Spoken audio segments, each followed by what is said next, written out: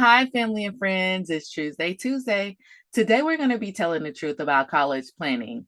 So, whenever you're getting ready to build the plans for your child's college education, hopefully, you're already contributing to your child's college education. But if not, don't worry, it's never too late. One of the main things that they are considering whenever you're filling out the FAFSA is what you are able to contribute. And they're going to look at your assets. They're going to look at basically all your assets in different areas.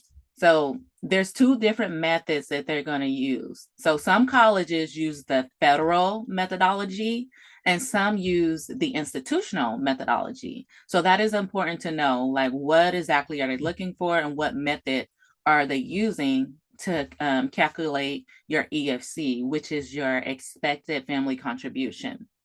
So with the federal methodology, the financial aid is determined upon, well, I'm just going to tell you what it doesn't consider. Okay. So the federal methodology does not consider non-custodial parent assets. So say if you're going through a divorce or if you just have full custody of your child, everyone's situation is different. Just know that whoever the custodial parent is, that's whose assets that they're going to go by. All right. And then also, if you have a small business, the federal method does not assess small business value. All right. And then your assets from, as far as, well, not your assets, but your home equity is not assessed with the federal methodology, and sibling assets is not assessed. So if your siblings have a job or they have some type of income or assets, basically those assets will not be assessed as far as that particular child's financial need. Everyone will have their own. And then as far as with the student income does have some protection allowance. So you don't have to worry about, okay, I don't need to work because it's going to ruin my FAFSA determination. No, that's not how it goes. You will have some sort of protection for the student. So for your student. Now, you do want to keep in mind there are some strategies when it comes to the federal method of income shifting. So when you income shift, it just kind of rearranges your money around. So it frees up more eligibility for a FAFSA. For example, one would be if you have a small business, you can hire a spouse. So it allows employment expense allowance. So it has an employment expensive allowance by hiring a spouse.